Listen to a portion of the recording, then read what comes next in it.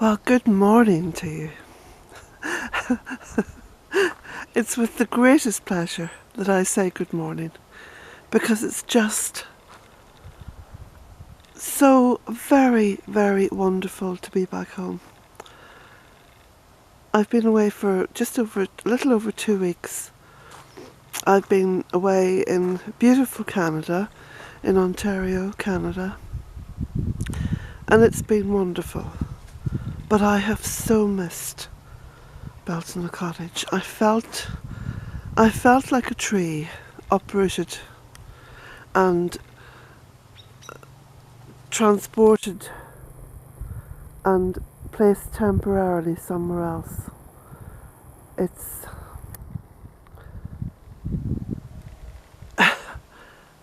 I'm probably not describing it very well, but that's a little bit what it felt like for me. And so very delighted to see my family, and but just incredibly grateful, to be back home. And here I am, look, I've got my large coffee in hand, and there's Sammy Bear, who's been on the bed with me all night sleeping. I've slept in a little bit this morning. Well, to say a little bit, shall I tell you, it's 10:30, so it's rather a big bit. So myself and Sammy Bear and Beauty and Jack have all slept together, and it's just been wonderful. There's a lovely big bird up there. I think that's one of the crows. That's one of the crows coming to say good morning. Crows are very friendly, very intelligent. Very intelligent. They actually recognise your face. They can recognise hundreds of faces.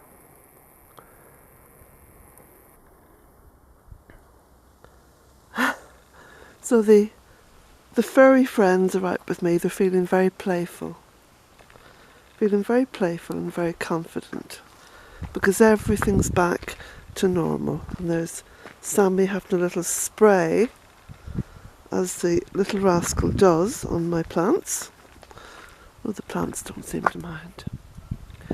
And there's such a difference between Bealtaine Cottage and where I've been in Canada, because of course Canada is just snowed in, which is wonderful. It looks so beautiful. And if you've seen some of the photographs I've put up on Facebook and on Twitter of the incredible sunrises and sunsets, because the skies above Ontario just seem to be eternally blue.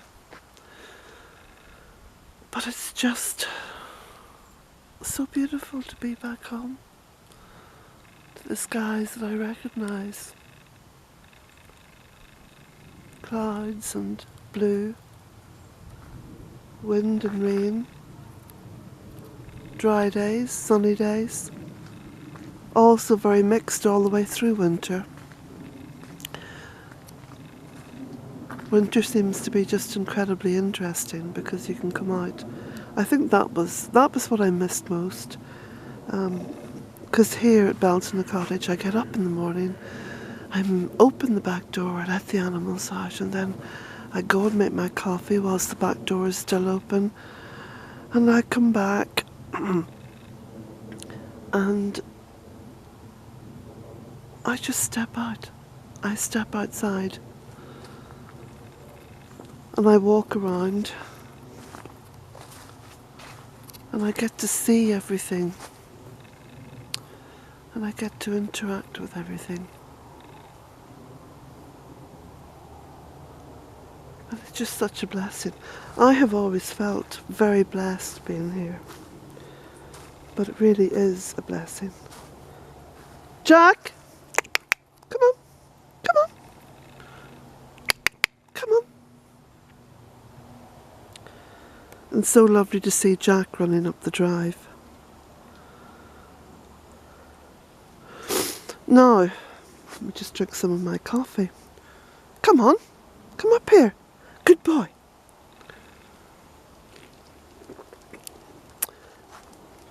apparently, while I've been away, there's been at least 2 storms. I think one followed pretty hot on the heels of the other.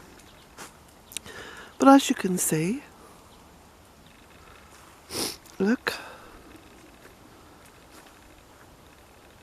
one little branch of a tree. That appears to be it. And I'm looking into the garden here. I'm looking into the woodland. And of course the density of planting has just protected everything.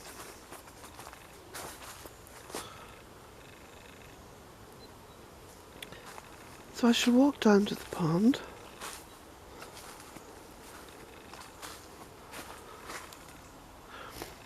Like I said a few weeks ago before I left for Canada, that as the winter progresses and the beginnings of spring start to emerge, you begin to see all the colours more vividly in the garden, more vividly in the woodland. You see the colours of the actual trees, the barks themselves. And I'm not even near the pond, but I can hear the water. Now look, just through there is Beauty. She appears to be digging a little hole to do her morning business. There she is. They're never too far away.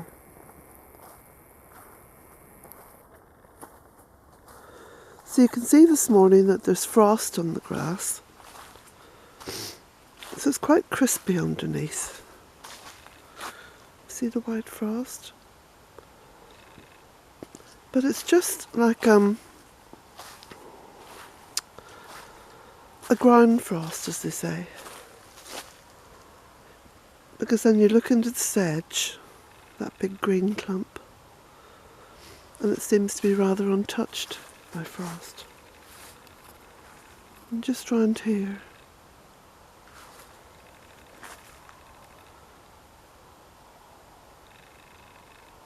little bits of frost.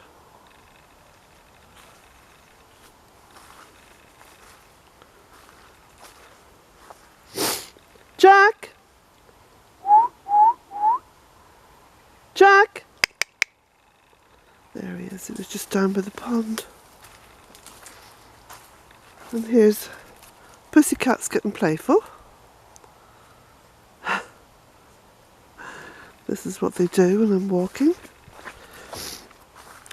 So today I'm going to venture down to the nearest garden centre to buy some bare-rooted trees. And I'll be getting those planted.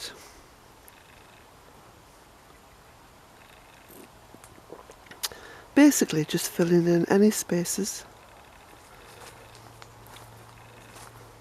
And I have this fancy to plant in groups of 3. Now you can see here in the very sheltered areas, right up close to the trees, underneath them, you can see the daffodils. They're already up and in fact forming buds. And you can just see the little buds on them there.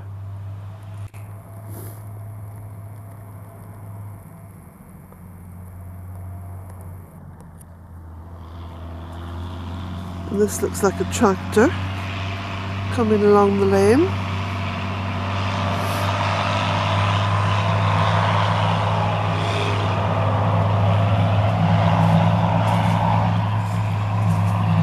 Jack looks wistfully in the direction of the passing tractor.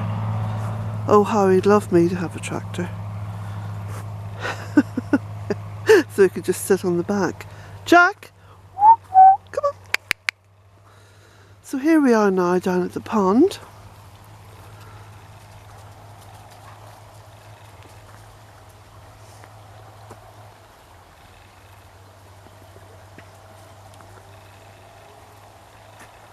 And it sounds like there's a wonderful flow on it.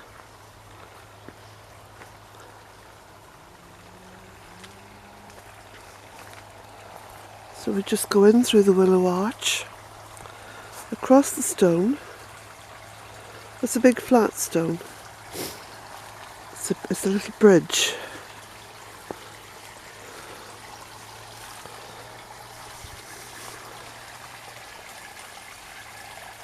And now you can see the stream.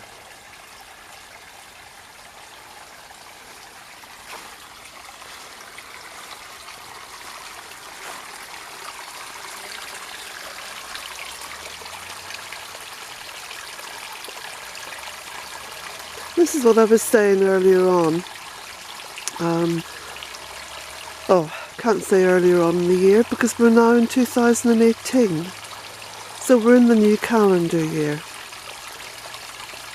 And I was saying back in 2017 how winter makes the woodland garden come very alive, because of course there's much more water flowing through it, and so you get to hear the water.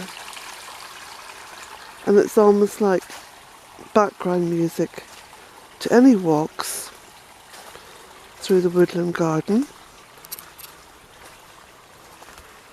So the ground underneath is quite wet because there's been a huge amount of rain. I think both storms brought in lots and lots of rain.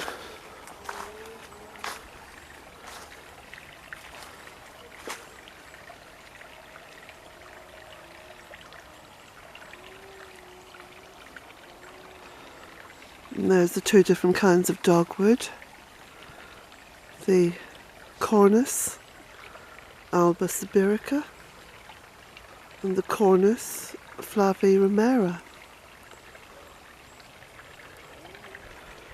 And the sun just a little bit higher now in the sky, because of course we've passed the solstice, we've passed the very deep part of the midwinter, and there's now a beautiful ascent towards spring. And spring here is it's only about 3 weeks away. Spring is the very first day of February, which of course is Imok. And Imok translates as Ewe's milk. Ewe's milk. E-W-E. Ewe's milk. There's a chair blowing over. I think this is the worst of the storm.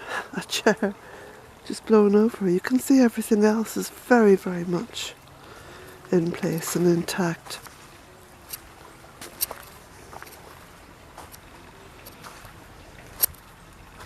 It's wonderful. It's really wonderful to see the very end product of what appeared to be, to others anyway, utter madness in terms of planting. Because of course I planted not just trees but shrubs and sedges and just about everything. And I think it's all the different levels of canopies and the closeness of planting that really works so well in terms of resilience against this burgeoning, worsening climate change.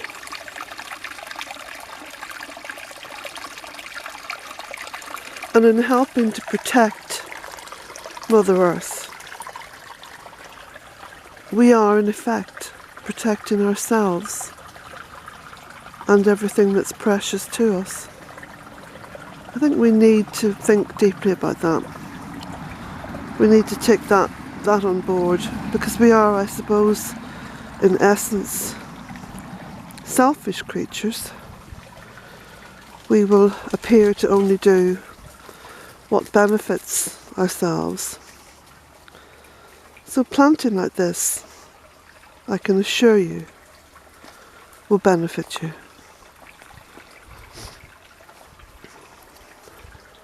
Because I think there's nothing worse than coming out after a storm and seeing trees that you've planted being uprooted or blown over.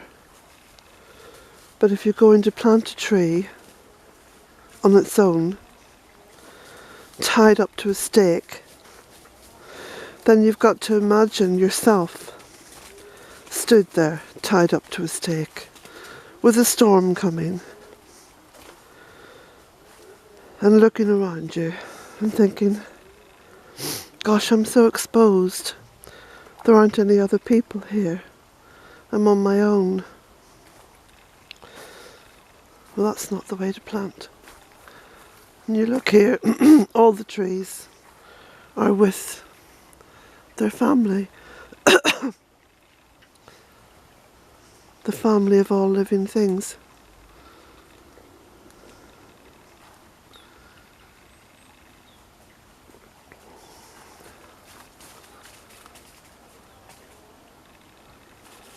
And this is the sedge pond doing its work.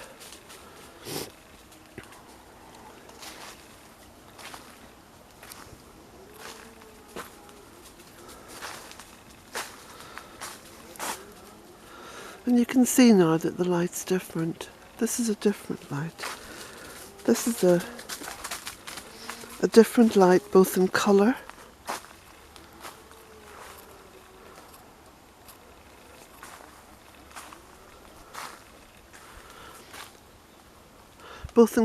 and in level, the level at which it's shining in. You can see the top of the oak tree is getting some beautiful light there.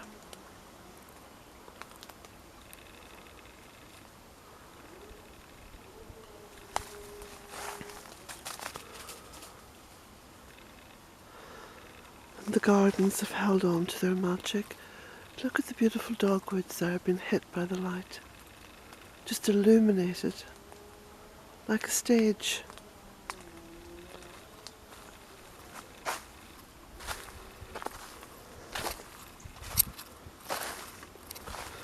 This is, without doubt, very reassuring. So very, very reassuring to see everything in place. To see the water flowing as it should.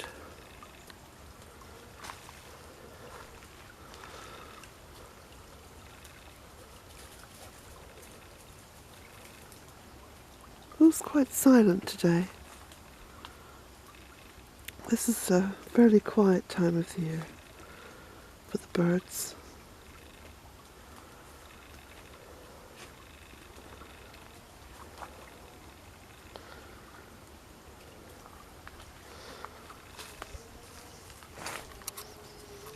In fact, I can hear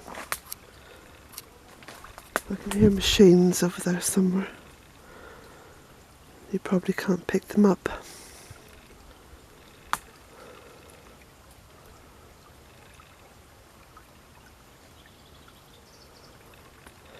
No, I hope I can cross this little bridge without landing on my backside. Oh, it's very, very slippy. Squishy. Oh, no, managed it.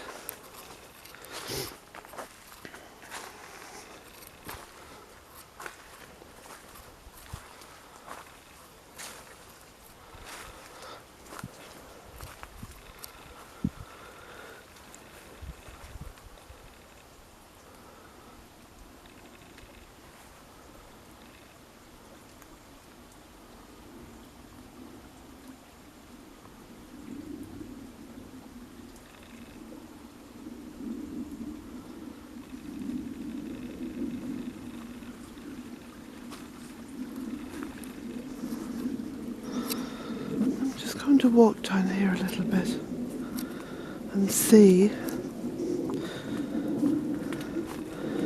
if we can see any other signs of life. The early spring coming through. And also to have a little look at the resting place of the fox. Now if I can remember exactly what part of the bank.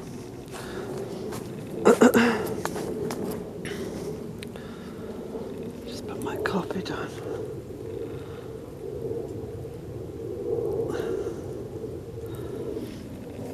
and lift my glasses from my head. Oh, was it here? Yes, it was down there. There's the little skull. I'm just going to focus in on this.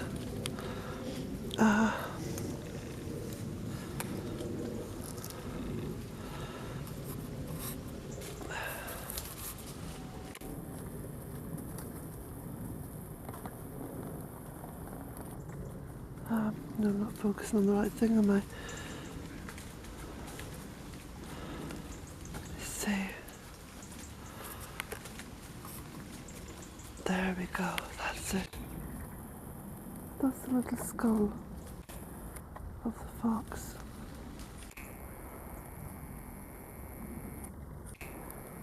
That's the old fox who came here to die. There's a video about that. I think it was back in June. So that would be the date on the video.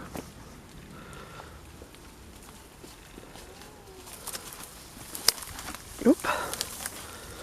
Bit of a skid.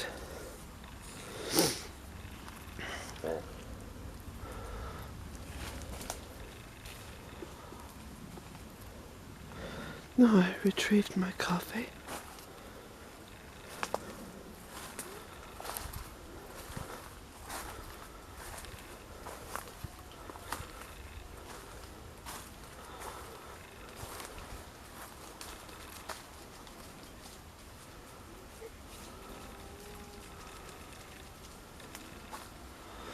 The bamboo seems to be building like a little wall around this part of the silt pond.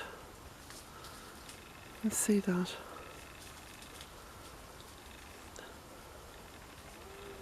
It's very interesting that it should have grown just in parallel with the path, which is along here.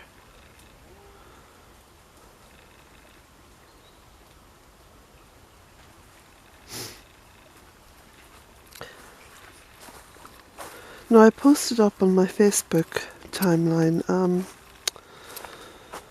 the beautiful video. It was actually a BBC programme made about Judi Dench and her love of trees. And it's a wonderful programme to watch. So if you get the chance to see that, many of you, of course, living in the UK will already have watched that. But anyway, there is a link to the YouTube posting of it.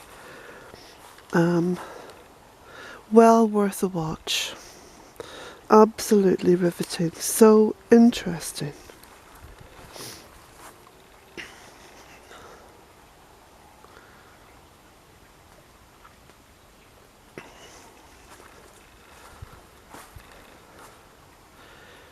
This is more bamboo, different kind of bamboo. Bamboo is wonderful for windbreaks and sort of helping to create like green walls, living walls. So both in terms of a windbreak and shelter, and indeed for privacy if you have a small garden and you wanted privacy. Well-placed clumps of bamboo, hither and thither, are excellent. And I know there's lots of people scared of planting bamboo in case it takes over, but if you look after it, you know, if you venture out into your little woodland garden, as I do regularly, daily, then nothing gets out of hand. And everything is harvestable. So for me the bamboo is wonderful in terms of creating bamboo stakes for the garden. It also goes through the little chipper very well, and you can chip it and create a lovely mulch and bring it back out and put it on the garden. So everything is beneficial. And it does create wonderful habitat for birds and small mammals when the weather gets stormy and windy.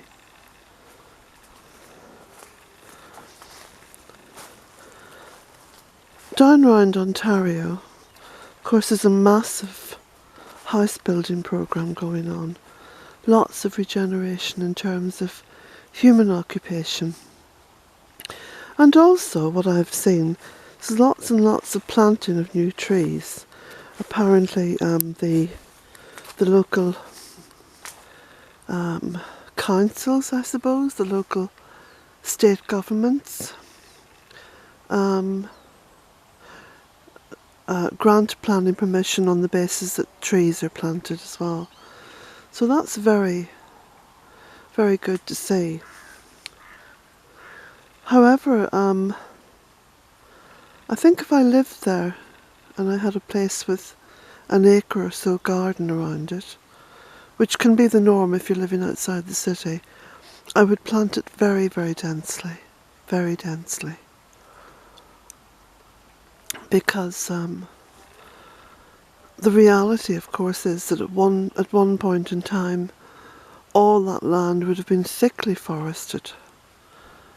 So I think it's ideal for anyone with gardens or,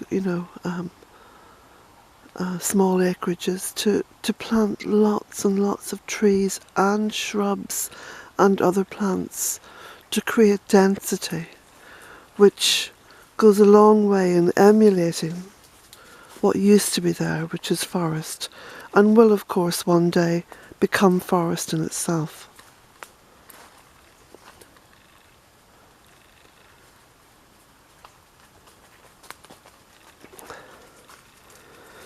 So go along this little path.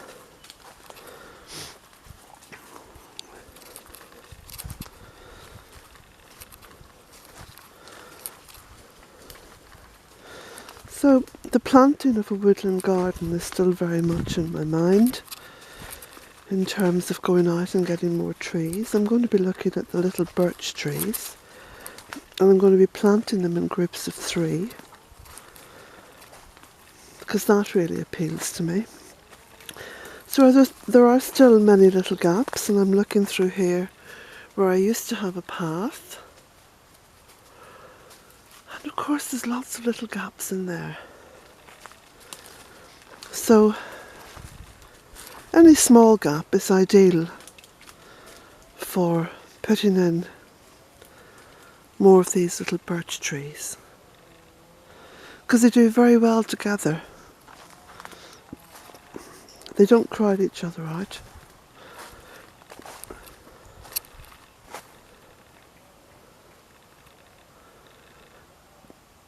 That's the field maple now, covered with moss and lichens.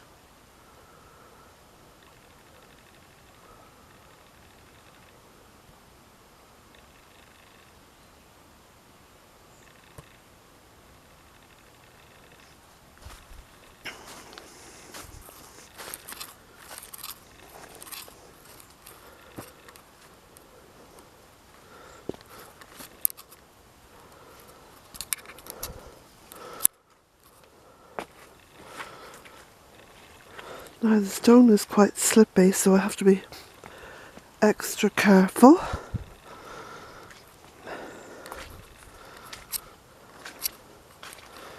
There we go, got across that well.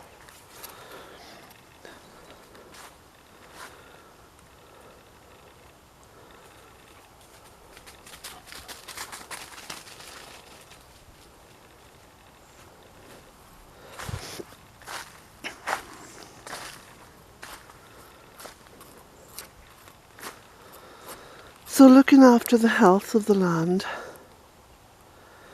which is very important. Reflecting a little bit on my own health, well, the cold, or should I say the flu, I was reluctant to call it flu, because I think to call it by a name gives it a lot more importance, but